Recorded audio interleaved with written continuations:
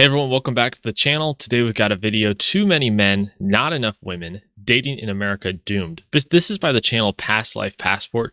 This is an excellent channel for people into passport bro content, dating abroad content. He does an excellent job, and he's got a simpler video here, but he really makes some good points, so I'm going to dive right into it. Simply put,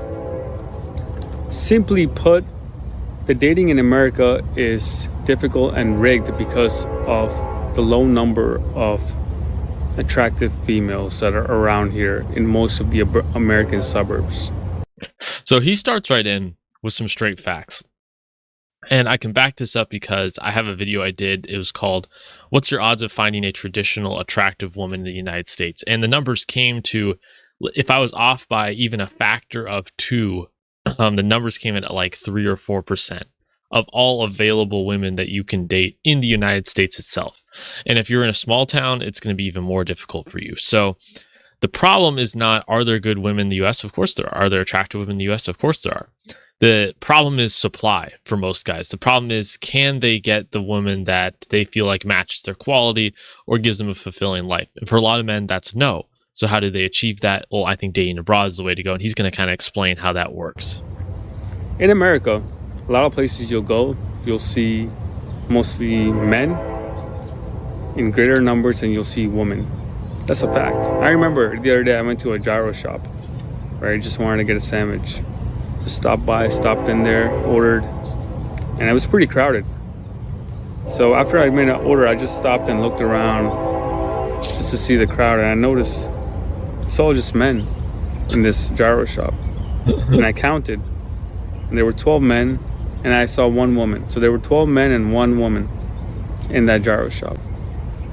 And that is just a small example of many of the places that you'll go to in America, many stores, many shops, many stadiums and arenas where you'll see a much greater percentage of men that you will see women. And that just messes up the ratios. That's not good. So I think he's talking about like public places. And so when he goes out to public places, it's like, he feels like it's a sausage fest, which can be true in some cases. I think it's different, where you are and where you live and what the ratios are like. But it is very difficult to cold approach or go meet women in person when they're not even there to begin with. They're not even at these places to begin with. Or your gym, like my gym that I used to go to, mostly men in there. Yeah, there'll be a few women, maybe like 3 or 4 thin women in there working out, but most of them will be filled with dudes that are there every day getting jacked to go for the woman that there's not that many of. So they keep thinking they need to get more jacked and go to the gym more. So they're at the gym more, but the women are not there at the gym as much because there's not as many there. But people don't. This is really funny. I'm going to go back because I used to kind of think this way, right? So many men, when they begin on the self-improvement pipeline, or they have like, hey, I'm having trouble attracting women, I need to improve myself, which is a good route. You do want to improve yourself, but they start improving themselves. You actually improve yourself quite a bit, but you're like, oh, I'm still not at like that top level to get the women I want. So I just got to get better. So I got to go to the gym more. And then you become obsessed with the gym. You think it's all about looks and you just become crazy obsessed with it to, like you said, go after the women that there's not even a lot of. Like, I'm going to play this clip again. Dudes that are there every day getting jacked to go for the woman that there's not that many of. So they keep thinking they need to get more jacked. And this is very true, right? And fitness plays and your physique and how you look physically plays a role in your attractiveness level. Of course, like that's a big chunk of it. It's more of a chunk when dating in the West in America, right? Because women have access to so many men, you need to be more and more attractive just to kind of not be filtered out initially. When you date abroad, your attractiveness matters, but your exoticness makes up for any sort of deficiencies that you might have there. There's a lot of white guys I know, or just a lot of guys, passport bros, black guys, doesn't matter. It actually doesn't really matter what race or ethnicity you are, but where because of the exoticness that they are in that country, their looks don't have to be fantastic because you're exotic and different.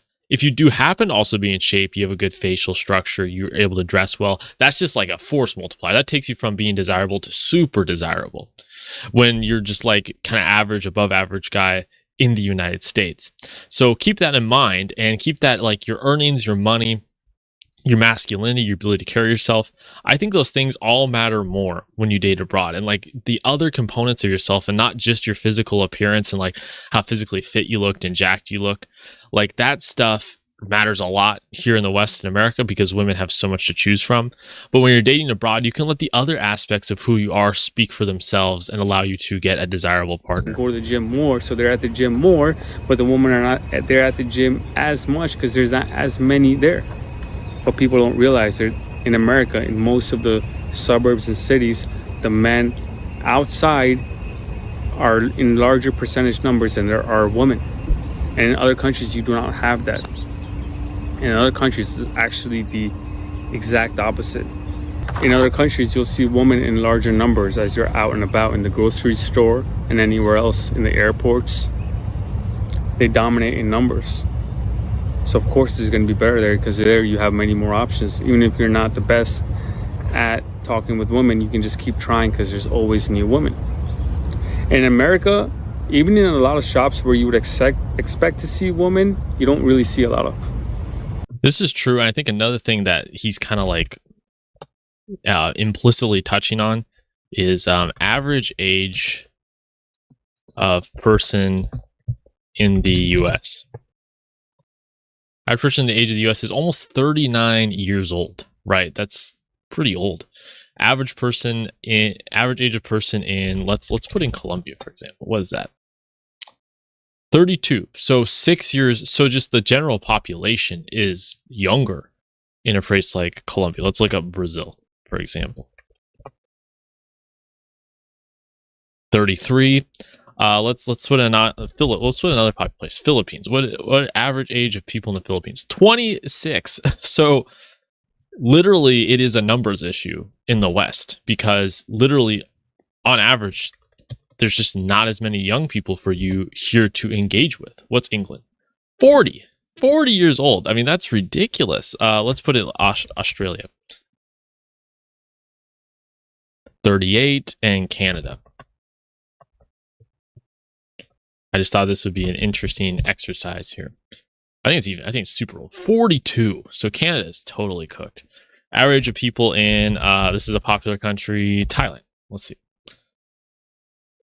Median age is Thailand is 40. Okay, so Thailand is actually pretty old. That's interesting. That's a little surprising. But you saw the Philippines there. Let's put in another popular destination. Let's do Mexico. I don't know. We'll see. 29.6 years of age. So literally it is like a numbers problem for you that there literally just aren't enough young women for you to engage with. Like for example, I'll go to restaurants, the waiter, waitress, the waiter will be men.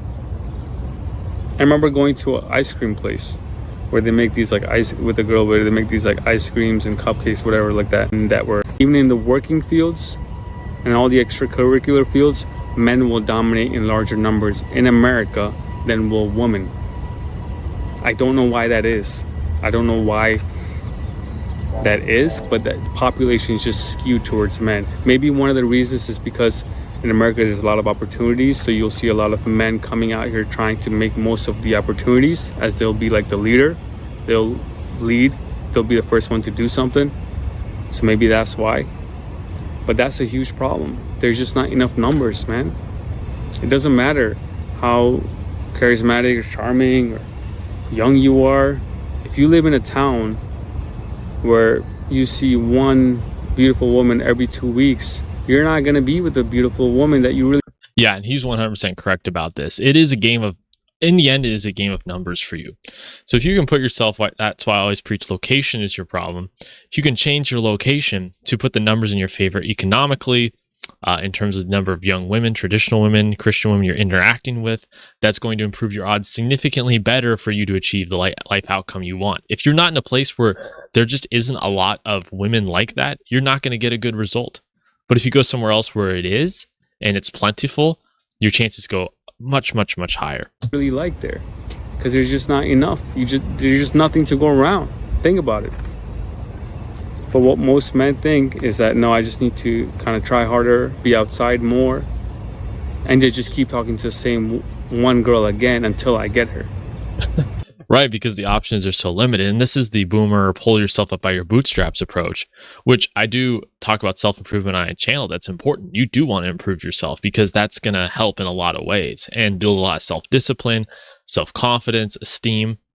But in the end, which is something I realized, that if you're just not in a good place to have the opportunities you need, you're just not going to achieve good outcomes. That's just the way it goes. So you need to change that environment and situation. But that whole mentality is wrong, because when you're in a place where there's a lot of women, you can go and practice your skills, and you can wait until you find someone that you are compatible with. And then if you don't like them, or they don't like you, and it's not working out anymore, you can just go and find other options, because there's so many.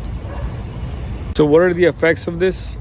The effects of this is constant male self-improvement cycle that's never ending. So a lot of men are thinking then you just need to go to the gym more, get a little more leaner, get a little bit of more money, get a little bit better personality, a little bit better looking. Right. You're over competing and over exhausting yourself in self improvement spiral to try and get this little percentage of women at the top, when you could go somewhere else and, all of a sudden it's like half the women there are desirable, and I have that many to choose from. And I can even get to a point where I can decide if I'm compatible with a woman and not just be happy that I'm dating a woman that somewhat fits my criteria. It's a total game changer. To find something. And if that didn't work, just do it a little more and more and more. And just wait 3 or 4 more years, because that's when you'll actually be done. And if you're not done by then, just take a couple more years, as if like you're all building up to one moment where you're going to cash in and then find somebody. It's just... And there is some of that happens as a man. Like I always tell you guys, look, early 20s, teens, mid 20s, build yourself, spend your effort when you have the energy and time to build businesses, physique, health, understanding, knowledge, your spirituality. You want to spend time doing that. And then it is even more beneficial for men, late 20s, early 30s, to kind of cash that in. But you can get stuck, like he said, where you're constantly putting it off. Oh, one day I'll be at the place I need to be. One day I'll be there. And you're just putting it off, and you're not living, and you're not experiencing and trying to get that thing now. And you're just putting it off to this moment that exists somewhere in the future. For a lot of guys, that's just not beneficial. Weird reality that people tend to believe here. But the problem is actually the environment. It's actually the location you're in. Mm-hmm. Yeah, that's actually the real location. People change locations all the time for things. They move locations for better weather, for better job opportunities, to be closer with family and people, to be closer to better restaurants, or to be closer to the ocean. So why can't people change locations for dating and women? Isn't that one part of life? Because they don't want you to. Because they don't want you to think outside of the system that exists. Because that threatens the current situation. That threatens the current matrix and dynamic that we are in. And he's right. People move for things all the time. And the key is moving outside of the country, guys. Not just, I move from one part of my state to another. That's not changing your environment enough. Okay? You have to really think about and overhaul the environment that you're in. That's the only way this works. But if you do that, some people will comment like, oh, you just went there just for that. No, I went there because in my location there's nothing to like that. That's why I went there, idiot. It's more virtuous to change your location because you want to find a woman you can build a life with and a family that honors God than moving just to make an extra $5,000 a year. Right, but that's the one society considers okay, not the other one. It's very interesting. Why are things set up like this?